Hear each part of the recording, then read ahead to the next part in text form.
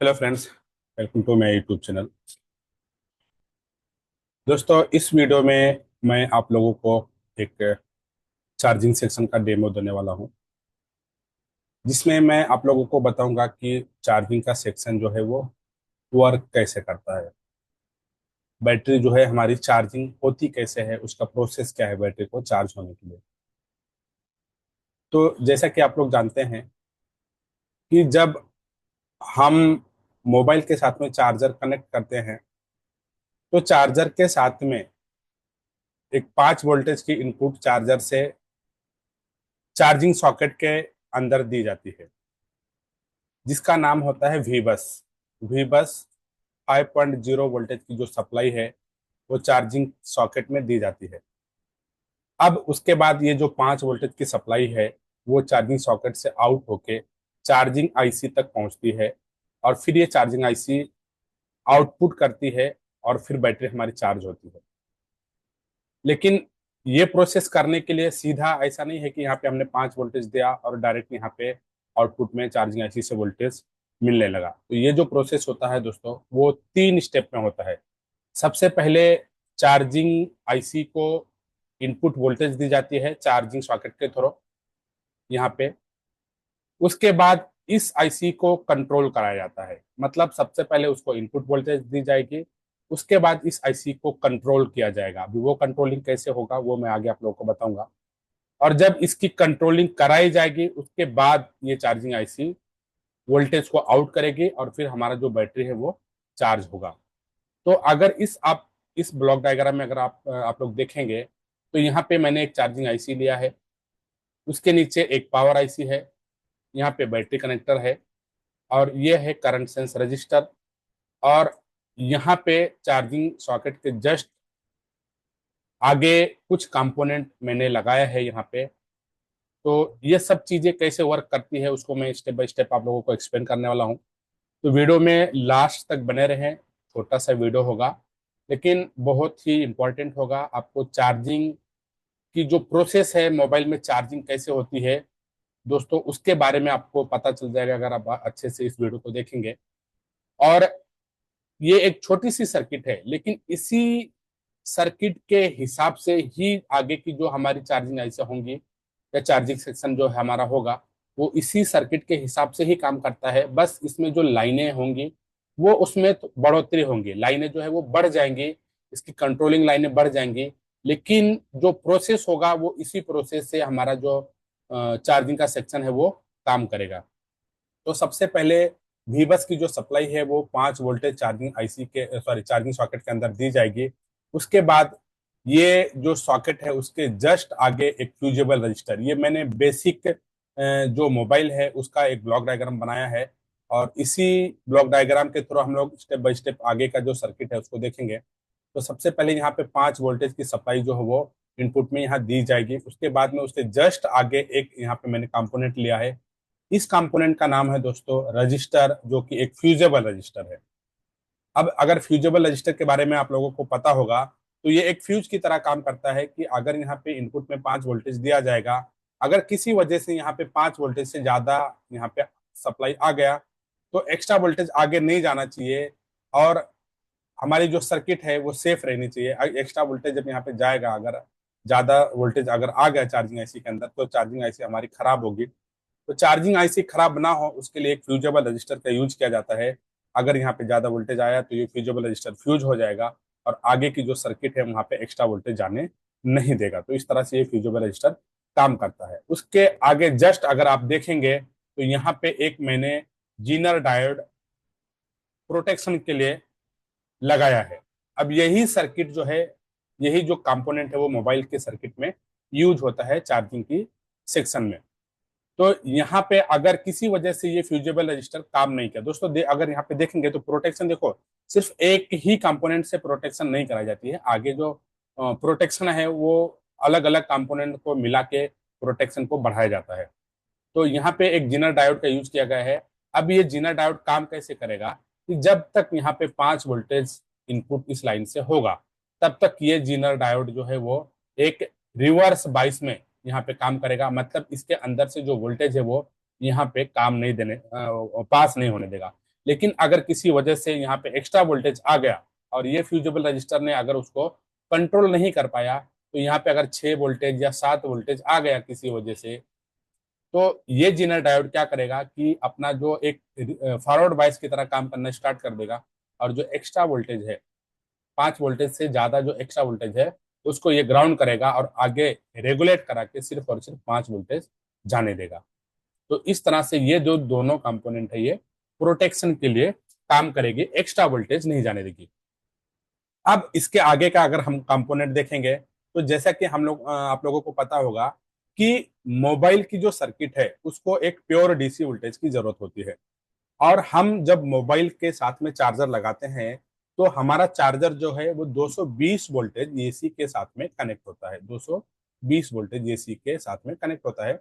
और उस चार्जिंग के अंदर चार्जर के अंदर जो सर्किट लगी होती है, वो 220 वोल्टेज को, जो एसी होती है, उसको डीसी में कन्वर्ट करता है और आउटपुट में 5 वोल्टेज डीसी देता है, 5 वोल्टेज डीसी निकलता है, 5 वोल्टेज डीसी। अब अगर किसी वजह से ये चार्जर अगर प्योर डीसी नहीं बना पाया, चार्जर के अंदर अगर कुछ एसी की पल्सेस आ गई, तो वो पल्सेस मोबाइल में नहीं चलती है। तो इसके लिए यहाँ पे कैपेसिटर यहाँ पे पैरेलल में लगाया गया है। कैपेसिटर का काम होता है दोस्तों, उसके बहुत सारे काम होते हैं, लेकिन उसकी एक क्वालिटी होती है कि उसके अंदर से एसी वोल्टेज पास हो जाता है। तो अगर इसके चार्जर से कोई एसी की पल्सेस आ गई, तो एसी की पल्सेस यहाँ पे आएंगी और ये कैपेसिटर के अंदर से ऐसा ग्राउंड हो जाएंगे। तो एक फिल्ट्रेशन की तरह कैपेसिटर यहाँ पे काम करेगा, एक फिल्टर की तरह काम करेगा और आगे शुद्ध प्योर डीसी भेजेगा। अब दोस्तों, जैसा कि मैंने पहले आप लोगों को बताया कि यहाँ पे प्रोटेक्शन के लिए दो कंपोनेंट, यहाँ पे दोस्तों कंपोनेंट और भी हो सकते हैं, ठीक है, जीना डायोड हो सकता है, 3 3 4 4 लगा रहे, लेकिन मैंने दो लगाया है सिर्फ आप लोगों को समझाने के लिए।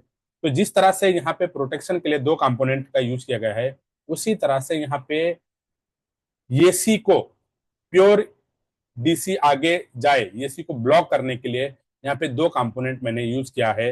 एक है हमारा कैपेसिटर और दूसरा है क्वाइल। अभी क्वाइल का काम जो होता है दोस्तों, क्वाइल जो है अपने अंदर एसी को ब्लॉक कर लेती है, मतलब एसी जो है क्वाइल के अंदर से पास नहीं होती है। तो अगर किसी वजह से कैपेसिटर प्योर नहीं बना पाया, मतलब किसी वजह से कैपेसिटर के अंदर से जो एसी है वो ग्राउंड नहीं हुई, तो यहाँ पे एक दूसरा फिल्ट्रेशन के लिए दूसरा कंपोनेंट यूज में लिया गया है, जो कि क्वाइल है। और ये क्वाइल क्या करेगा, एसी को अपने अंदर रोक लेगा और आगे प्योर डीसी जाने देगा। अब यहाँ से 5 वोल्टेज आउट होगा और आउट होके 5 वोल्टेज की जो सप्लाई है वो जाएगी चार्जिंग आईसी के अंदर। तो इस तरह से अभी चार्जिंग आईसी को जो है वो इनपुट वोल्टेज मिल गई। अब दोस्तों, हमारा जो बैटरी है वो चार्ज होने के लिए इस चार्जिंग आईसी को जो इनपुट वोल्टेज दी गई है वो आउटपुट में मिलना चाहिए। तो दोस्तों, जो हमारा यहाँ पे इनपुट वोल्टेज है वो 5 वोल्टेज है, वीबस की जो सप्लाई है वो 5 वोल्टेज है, और हमारी जो बैटरी है वो 4.2 पे लगभग हमारी जो बैटरी है वो फुल हो जाती है। मतलब कि चार्जिंग आईसी की जो इनपुट वोल्टेज है, आउटपुट में उससे कम वोल्टेज ही अगर निकलेगा, तभी हमारी बैटरी चार्ज होगी, क्योंकि हमारी बैटरी जो है वो 4.2 पे ही फुल हो जाती है। तो अब ये जो एक्स्ट्रा वोल्टेज है, उस वोल्टेज को ड्राइव कराना पड़ता है, मतलब एक्स्ट्रा जो वोल्टेज है उसको ग्राउंड कराना पड़ता है, और ग्राउंड करके चार्जिंग आईसी जो है बैटरी की वोल्टेज के हिसाब से यहाँ से आउटपुट कराएगी। मतलब अगर आपकी बैटरी में चार्जिंग है 2.8, 2.80 बैटरी के अंदर चार्जिंग है, तो आउटपुट में मिलना चाहिए 2.81, तब हमारी बैटरी जो है वो चार्ज होगी। अब जब चार्जिंग आईसी से 2.81 निकला और ये करंट सेंस रजिस्टर से होते हुए बैटरी पे पहुंचेगा, तो हमारी बैटरी जो है वो चार्ज हो जाएगी, 2.81 हो जाएगी। अब जब एक बार 2.81 निकला, तो बैटरी की जो चार्जिंग है वो 2.81 हो गई। अब उसके बाद उसका नेक्स्ट जो आउटपुट होगा वो आउटपुट होगा 2.82। उसके आगे का जो आउटपुट होगा 2.83। उसके आगे का जो आउटपुट होगा वो 2.84। तो इसी तरह से दोस्तों एक एक पॉइंट जो है वो वोल्टेज जो है बैटरी का बढ़ते रहता है और हमारी बैटरी जो है वो चार्ज होते रहती है। तो इस तरह से ये जो हमारा चार्जिंग आईसी है उसको ड्राइव कराने के लिए अगर यहाँ पे देखेंगे तो मैंने एक पावर आईसी लिया है। ये इसका जो एक्स्ट्रा वोल्टेज है वो पावर आईसी ड्राइव करा के इसको रेगुलेट करा के यहाँ पे वोल्टेज आउटपुट करेगी। अब ये पावर आईसी इस चार्जिंग आईसी को ड्राइव कराए या रेगुलेट कराए, उसके लिए इस चार्जिंग आईसी को इनपुट वोल्टेज चाहिए। दोस्तों जैसा कि आप लोगों को पता ही होगा कि कोई भी चार्जिंग आईसी या कोई भी आईसी हो, सिर्फ चार्जिंग आईसी नहीं, कोई भी आईसी काम तभी करती है जब उसको इनपुट में वोल्टेज दिया जाता है। दोस्तों इलेक्ट्रॉनिक डिवाइस या जो आईसिया होती है वो काम तभी करेंगी जब उसको इनपुट में वोल्टेज दिया जाएगा। ये एक इंसान की तरह काम नहीं करती है कि इंसान जो है वो भूखा रहने के बाद अगर खाना नहीं भी खाया है तो भी काम कुछ टाइम तक कर सकता है। लेकिन हमारा जो इलेक्ट्रॉनिक चीजें हैं, हमारी जो इलेक्ट्रॉनिक डिवाइसेस हैं, वो बिना वोल्टेज के, बिना उसको एनर्जी मिले वो बिल्कुल भी काम नहीं करेंगे। अलग अगर एनर्जी मिलना उसको बंद हुआ तो वो काम करना बंद कर देगी। तो ये पावर आईसी इस चार्जिंग आईसी को ड्राइव कराए, मतलब इसकी जो कंट्रोलिंग करे, उसके लिए इस पावर आईसी को एक वोल्टेज चाहिए, इनपुट वोल्टेज इसकी रिक्वायरमेंट होती है और वो वोल्टेज इसी वी बस लाइन से दी जाती है। दोस्तों इसके बीच में कंपोनेंट होता है, लेकिन मैंने ये कंपोनेंट यहाँ पे भी बनाया नहीं है ताकि आपको बेसिक जो है वो एकदम आसानी से समझ में आ जाए। तो यहाँ पे एक वीबस से एक लाइन जो है इस चार्जिंग आईसी के साथ में जोड़ी जाती है, जिसका नाम होता है वीडीडी विचार्ज या चार्ज एलडीओ, और यहाँ पे एक 2.8 की जो सप्लाई है वो दी जाती है। अब जब इसको 2.8 की सप्लाई जो है वो मिल जाएगी, अब ये पावर आईसी इसको ड्राइव कराने के लिए रेडी है। मतलब ये पावर आईसी इस चार्जिंग आईसी को ड्राइव कराएगा, एक्स्ट्रा जो वोल्टेज है वो ग्राउंड कराएगा। लेकिन दोस्तों चार्जर पावर आईसी ड्राइव कब कराएगी? पावर आईसी को जब मालूम पड़ेगा कि चार्जर लग गया है, क्योंकि चार्जर जब तक लगेगा नहीं तब तक ये जो 5 वोल्टेज भी बस का जो यहाँ पे आया है वो तब तक आउटपुट चार्जिंग आईसी कैसे देगा या पावर आईसी उसको ड्राइव कैसे कराएगी? तो उसके लिए पावर आईसी को एक और यहाँ से एक लाइन पावर आईसी के साथ में कनेक्ट की जाती है, जिसका नाम होता है वीसीडीटी, वोल्टेज चार्ज डिटेक्ट ट्रिगर। यहाँ पे मिलता है दोस्तों 0.5 वोल्टेज, और यहाँ पे एक डिवाइडर सर्किट बना के यहाँ पे वोल्टेज दी जाती है। मैं बेसिक बता रहा हूँ, इसके लिए मैंने कंपोनेंट इस ब्लॉक डायग्राम में नहीं लिया है ताकि आप लोगों को आसानी से समझ में आए। अभी पावर आईसी को इनपुट वोल्टेज मिल गया और पावर आईसी की इंफॉर्मेशन जो है चार्जर लगने की, पावर आईसी को इंफॉर्मेशन जो है वो भी मिल गई। अब ये पावर आईसी इस लाइन से वीबस की जो सप्लाई यहाँ पे इनपुट हुई है उसको ड्राइव कराने के लिए रेडी है। लेकिन यहाँ से दोस्तों वोल्टेज कितना निकाले? क्योंकि मैंने आपको पहले बताया कि अगर बैटरी में चार्जिंग 2.80 है तो बैटरी चार्ज तभी होगी जब यहाँ से 2.81 आउट होगा। ऐसा नहीं है कि हमारी जो बैटरी है अगर 2.8 वोल्टेज चार्जिंग है तो आउटपुट में 3.6 वोल्टेज यहाँ पे दोस्तों नहीं मिलता है। अगर आप बैटरी निकाले रहेंगे तो भले ही आपको 3.6 मिले या 4.2 मिले, कुछ भी वोल्टेज यहाँ पे मिल सकता है। लेकिन अगर आप जब बैटरी को मोबाइल के साथ में लगाए रहेंगे, मोबाइल के अंदर अगर आप बैटरी लगाए रहेंगे, तब जो यहाँ से आउटपुट होगा वो बैटरी की वोल्टेज के हिसाब से ही आउटपुट होगा। बैटरी में आपका जितना वोल्टेज चार्जिंग होगा उसी से थोड़ा सा प्लस वोल्टेज इस चार्जिंग आईसी से आउटपुट मिलेगा। अब बैटरी के अंदर चार्जिंग कितना है इसको मैं पहले क्लियर कर लेता हूं। अब बैटरी के अंदर चार्जिंग कितना है उसको पावर आईसी सेंस करेगी, तभी तो यहां से वोल्टेज आउटपुट कराएगी। मान लिया मैंने आपको बताया कि यहाँ पे बैटरी के अंदर 2.8 चार्जिंग है, ठीक है, 2.80 चार्जिंग है। अब वो पावर आईसी पहले इसकी वोल्टेज को सेंस करेगी कि इसके अंदर 2.80 है या 2.89 है या 3.0 है या 3.2 है या 3.4 है। उसकी इंफॉर्मेशन सबसे पहले बैटरी लेगी और वो जो इंफॉर्मेशन है वो इस लाइन के थ्रू लेती है और इस लाइन का नाम होता है बैट सेंस। इस लाइन के थ्रू दोस्तों जो है पावर आईसी बैटरी के अंदर कितना परसेंटेज चार्ज है वो इस लाइन के थ्रू सेंस करेगी, और उसके बाद सेंस करने के बाद ये पावर आईसी जो है चार्जिंग आईसी को ड्राइव करा के इस बैटरी की वोल्टेज के हिसाब से आउटपुट कराएगी। अब दोस्तों एक लाइन यहाँ पे अगर आप देखेंगे तो एक लाइन और कनेक्टेड है और इस लाइन का नाम है बीएसआई, बैटरी स्टेटस इंडिकेटर।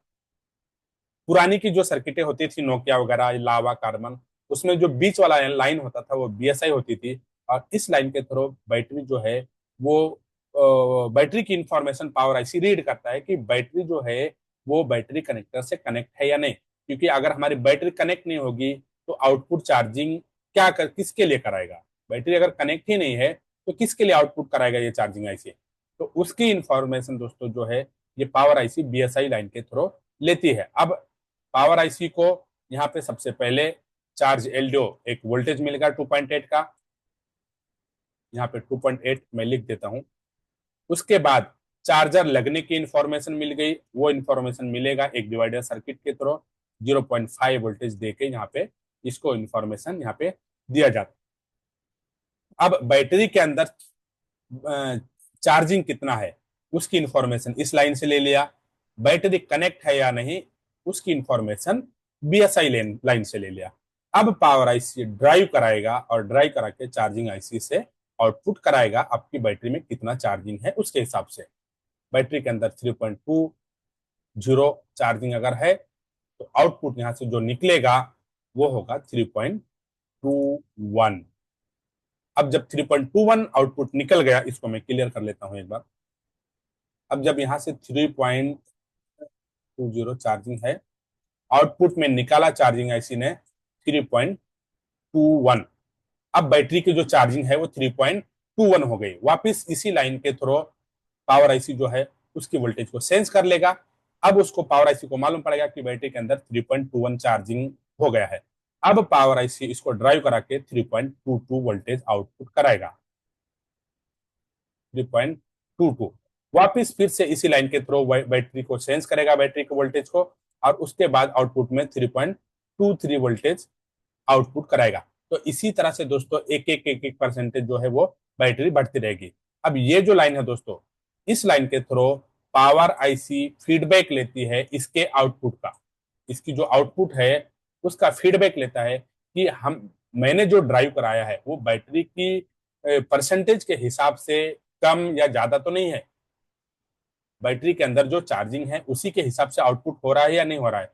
अगर यहां से इस लाइन से कुछ एरर मिला तो ये पावर आईसी उसको ड्राइव कराएगी अलग से, मतलब इसको वोल्टेज को कम या ज्यादा करेगी। मतलब कि अगर हमारा जो आउटपुट है इस लाइन के थ्रू बैटरी के अंदर चार्जिंग 3.20 है और आउटपुट में मिल रहा है 2.9 मिल रहा है, तब पावर आईसी क्या करेगी, इसको ड्राइव कराएगी और ड्राइव करा के एक वोल्टेज जो है उसको प्लस करके आउटपुट में निकलवाएगी।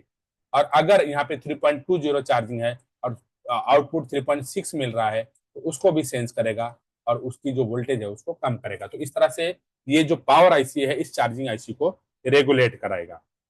और ये रेगुलेट जो होता है दोस्तों, ये जो रेगुलेशन पावर आईसी कराती है, ये ऊपर से हमें आईसी दिख रहा है लेकिन इंटरनल कहीं ना कहीं हमारा ट्रांजिस्टर और मोसफेट ही होता है। और वही ट्रांजिस्टर मोसफेट इस वोल्टेज को कंट्रोल करके आगे भेजता है। अगर आप लेटेस्ट से लेटेस्ट मोबाइल देखने जाओगे, आप कोई भी मोबाइल चार्जिंग आईसी ले लो, लेटेस्ट मोबाइल जो है उसके अंदर जो चार्जिंग आईसी लगी हुई है, अगर आप उसकी डेटा शीट अगर आप ओपन करोगे तो उस डेटा शीट में आपको ट्रांजिस्टर और मोसफेट ही मिलेगा और उसी से ही जो वोल्टेज है वो रेगुलेट कराई जाती है।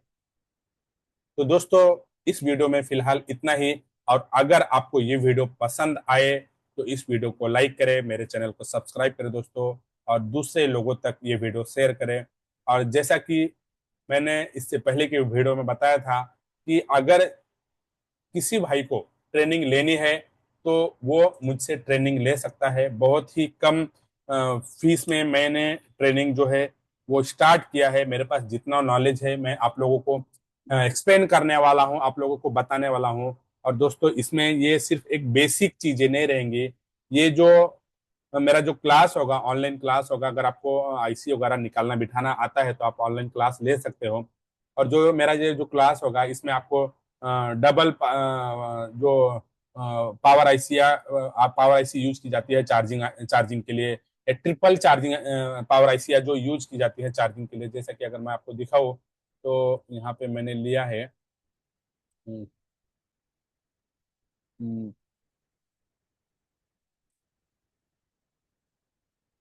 अगर यहाँ पे अगर शो कर रहा होगा तो उधर शेयर करना पड़ेगा मुझे। यहाँ पे ठीक है, ये एक ट्रिपल चार्जिंग आईसी और दो बैटरी कनेक्टर वाला जो चार्जिंग आईसी होती है, जिस मोबाइल के अंदर दो दो बैटरी कनेक्टर लगे होते हैं, ठीक है। तो उसका जो चार्जिंग का जो फंक्शन है वो कैसे वर्क करता है दोस्तों, एकदम डीप नहीं होता कुछ भी दोस्तों। अगर आप कंपोनेंट समझ गए, ठीक है, अगर आप लोग कंपोनेंट समझ गए तो आगे की जो सर्किट ये है ये आपको खेल लगेगा, इसमें कोई बड़ी बात नहीं है। अगर आप कंपोनेंट अच्छे से समझ गए तो इस चार्जिंग आईसी होने रहने दो, या आपका लाइट सेक्शन होने दो, या डेड सेक्शन होने दो, हर एक सेक्शन जो है वो कंपोनेंट के ऊपर ही डिपेंड करता है। क्योंकि आईसीओ के अंदर है क्या, सिर्फ और सिर्फ कंपोनेंट ही है, कंपोनेंट से ही बनता है आईसी, बाकी और इसमें कुछ नहीं है। आपका जो कंपोनेंट है, transistor, MOSFET, diode, capacitor, register, इन्हीं से ही हमारी आईसिया जो है वो बनती है। इसमें लाखों कंपोनेंट को मिला के हमारे जो आईसिया है वो बनाई जाती है, और इन्हीं इन्हीं कंपोनेंट के थ्रू जो है हमारा पूरा सर्किट जो है वो वर्क करता है। तो सबसे पहले आपको बेसिक कंपोनेंट के बारे में नॉलेज होना चाहिए, और उसका मैंने बहुत अच्छे से उसका जो सिलेबस है वो मैंने तैयार किया है। तो जिस भी भाई को अगर ट्रेनिंग लेनी है तो वो मुझे कांटेक्ट कर सकता है, मैं उसको स्टेप बाय स्टेप एक एक चीजें जो है वो एक्सप्लेन करने की कोशिश करूंगा। और इसमें मैंने हर एक सेक्शन को इंक्लूड किया है, जिसमें आपका बेसिक कंपोनेंट से स्टार्ट होगा, और charging section, dead section, light section, camera section, अपना नेटवर्क सेक्शन, ठीक है, और डेड सेक्शन के लिए जो बूट सीक्वेंस वगैरह होती है, हर एक चीजों को मैं एक्सप्लेन करने वाला हूँ, मुझे जितना नॉलेज है उतना। हो सकता है अगर जो ये वीडियो देख रहा हो उसको मेरे से ज्यादा नॉलेज हो, तो भाई अगर आपको नॉलेज है तो ठीक है, कोई दिक्कत नहीं है। लेकिन जिसको नॉलेज नहीं है वो मुझसे कांटेक्ट कर सकता है और ट्रेनिंग मेरे से ले सकता है। एक बार मैं फिर से अपना कांटेक्ट नंबर जो है वो यहाँ पे मेंशन कर देता हूँ।